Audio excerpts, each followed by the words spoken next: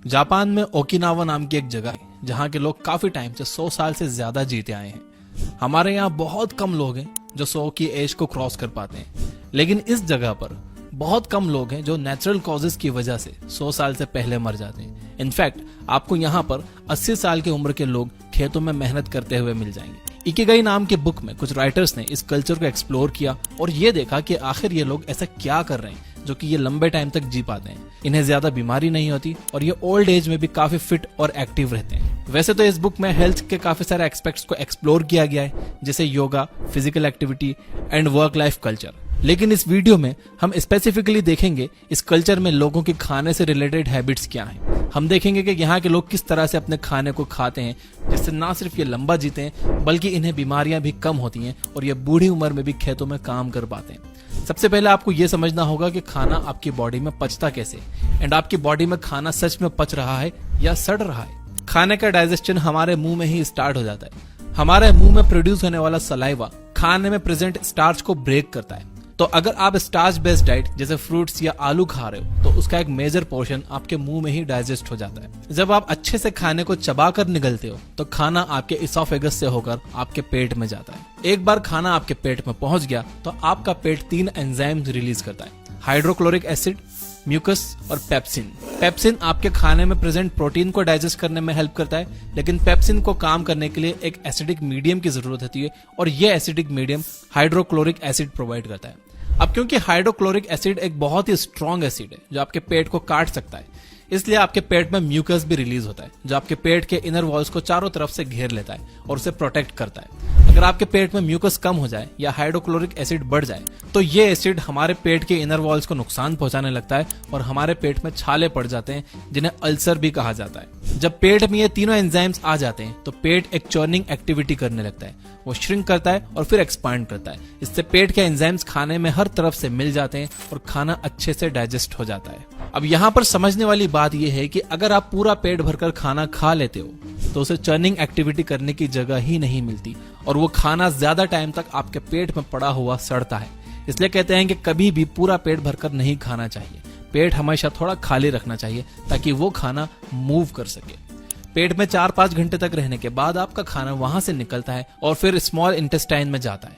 यहाँ उसकी मुलाकात बाइल जूस से होती है जो कि आपके लीवर में प्रोड्यूस होता है। बाइल जूस आपके खाने में प्रेजेंट फैट को डाइजेस्ट करता है। इसके अलावा यहाँ पर आपके खाने में कुछ पैनक्रियाटिक और इंटेस्टाइनल जूसेस भी मिक्स होते हैं जो प्रोटीन को और डाइजेस्ट करने का काम करते हैं। इंटेस्टाइन्स में पेरिस्टोलिसिस मूवमेंट होता है जिसके हेल्प से खाना आगे की तरफ मूव करता है। इसीलिए फिजिकल एक्टिविटी बहुत जरूरी है। जब आप फिजिकल एक्टिविटीज करते हो तो इंटेस्टाइन्स के लिए पेरिस्टोलिसिस मूवमेंट और आसान हो जाता है। रास्ते में आपके स्मॉल इंटेस्टाइन्स की वॉल आपके खाने से न्यूट्रिएंट्स को अब्सॉर्ब करके उसे आपके ब्लड सेल्स तक पहुंचा देती है। जो खाना सही से डाइजेस्ट नहीं हो पाता वो बाकी के वेस्ट मटेरियल के साथ आपके लार्ज इंटेस्टाइन में चला जाता है और वहां से बाहर निकल जाता है। अब जब आप डाइजेशन के प्रोसेस को अच्छे से समझ गए हो तो आइए देखते हैं कि आप किस तरह से अपने ईटिंग हैबिट्स को इंप्रूव कर सकते हो। और ये वीडियो का सबसे इंपॉर्टेंट पार्ट है, ध्यान से सुनना। Number 1, chew your food well. जैसा कि हमने देखा कि आपके खाने का डाइजेशन मुंह से ही स्टार्ट हो जाता है। अगर आप खाने को अच्छे से चबाओगे नहीं तो आपके खाने में प्रेजेंट स्टार्च का डाइजेशन अच्छे से नहीं हो पाएगा। इसके अलावा हमने देखा कि आपका पेट एक चर्निंग एक्टिविटी करता है जिससे पेट के सारे एंजाइम्स फूड में अच्छे से मिक्स हो जाते हैं। इमेजिन करो कि आपने अपने खाने को अच्छे से नहीं चबाया और आपके पेट में कुछ सॉलिड फूड पार्टिकल्स चले गए। ऐसे में वो एंजाइम्स आपके खाने में अच्छे से मिक्स नहीं हो पाएंगे और वो सॉलिड फूड अच्छे से डाइजेस्ट नहीं होगा। इसके साथ ही वो आपके स्मॉल इंटेस्टाइन में भी अच्छे से अब्सॉर्ब नहीं होगा, यानी आपको उस खाने में मौजूद जो न्यूट्रिएंट्स मिलना चाहिए थे वो मिलेंगे ही नहीं। तो आपका उसे खाने या ना खाने का कोई फायदा ही नहीं हुआ। इसलिए अपने खाने को हमेशा अच्छे से चबाकर खाइए। ओकिनावा आइलैंड के लोग 1 घंटे तक बैठकर खाना खाते हैं। आयुर्वेद के अकॉर्डिंग आपको अपने खाने को कम से कम 32 बार अच्छे से चबाना चाहिए ताकि सारे सॉलिड पार्टिकल्स ब्रेक हो जाएं और उसमें सलाइवा अच्छे से मिक्स हो जाए। यानी एक तरह से आपको अपना खाना खाना नहीं चाहिए बल्कि पीना चाहिए। आपको अपना खाना इतना चबाना चाहिए कि वो आपके मुंह में ही एक लिक्विड बन जाए। नंबर 2, डोंट ओवर ईट। हमें लगता है कि ज्यादा खाने से हमारे अंदर ज्यादा एनर्जी रहेगी और हम हेल्दी रहेंगे, लेकिन ऐसा नहीं। इकिगाई में कहा गया है कि आपको अपना खाना सिर्फ 80% कैपेसिटी तक खाना चाहिए। हमने देखा कि आपके पेट में एक चर्निंग एक्टिविटी होती है जिससे आपके पेट में मौजूद एंजाइम्स आपके खाने में मिक्स हो जाते हैं। इमेजिन कीजिए कि आपका पेट पूरी तरह से खाने से भरा हुआ है और उसमें बिल्कुल स्पेस नहीं है। ऐसे में आपके पेट को चर्न करने में प्रॉब्लम होगी, उसमें एंजाइम्स अच्छे से मिक्स नहीं हो पाएंगे एंड आपका खाना पचेगा नहीं बल्कि सड़ेगा। एंड जब खाना सड़ता है तो हमें एसिडिटी होती है, मुंह से बदबू आने लगती है, इसलिए आप कभी भी पूरा पेट भरकर मत खाओ। Number 3, don't drink water after eating food. अगर आपने बचपन में रसना पिया है तो आपको पता होगा कि उसमें एक लिमिट तक पानी डालते हैं। अगर आप उसमें बहुत ज्यादा पानी डाल दोगे तो उसका टेस्ट फीका हो जाएगा।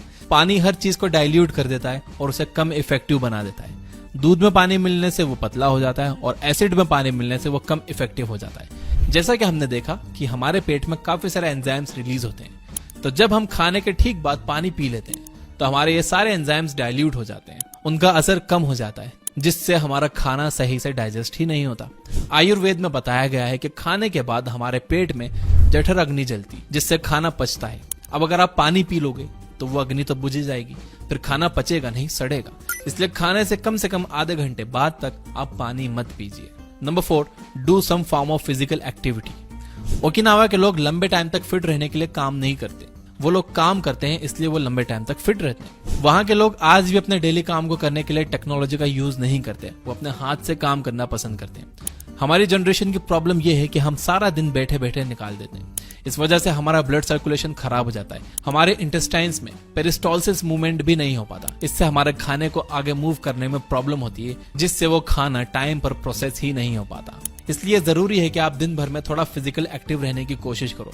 लिफ्ट की जगह स्टेयर्स यूज करो, मार्केट पैदल या साइकिल से चले जाओ, या फिर अपनी गाड़ी थोड़ी दूर पार्क कर दो ताकि आप मार्केट पैदल चलकर जा सको। अगर आप अपने फोन में कुछ टाइम पास कर रहे हो तो टहलते टहलते हुए कर लो यार, बेड पर लेट कर नहीं।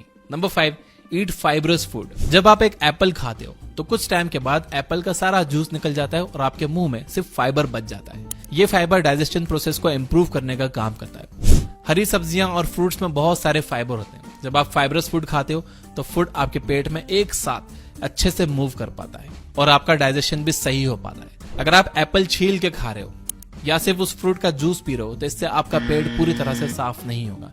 इसलिए आप अपने डाइट के साथ हमेशा कुछ ना कुछ फाइबरस आइटम जरूर रखिए। खाना खाने का एक सिंपल रूल आप याद रख लो, आपको 100 साल पीछे जाना है। जो चीज 1900 से पहले खाते थे आप उसे खाइए, जैसे कि दाल, सब्जी, रोटी, ओट्स, मीट, फ्रूट्स एक्सेट्रा। जो चीज साल 1900 से पहले एग्जिस्ट तो करती थी लेकिन लोग उसे कम खाते थे, आप उसे भी कम खाओ, जैसे कि शुगर। और जो चीज साल 1900 से पहले एग्जिस्ट ही नहीं करती थी आप उसे जितना ज्यादा हो सके उतना ज्यादा अवॉइड करो। इस कैटेगरी में आपके सारे प्रोसेस्ड फूड आइटम और जंक फूड आ जाते हैं। अगर आप इस सिंपल से रूल को फॉलो करोगे तो आपको पेट से रिलेटेड कोई प्रॉब्लम नहीं होगी और लंबा जियोगे और हेल्दी और फिट रहोगे। तो इसी बात पे मेरे साथ अफर्म करिए यस आई विल कमेंट में लिखकर। और ये वीडियो अगर हेल्पफुल लगा हो तो इसे शेयर भी करिए सबके साथ। और अगर आप इस वीडियो को अभी तक देख रहे हो तो इसे लाइक जरूर करिए ताकि मुझे पता चल जाए कि कितने लोगों ने लास्ट तक ये वीडियो देखी।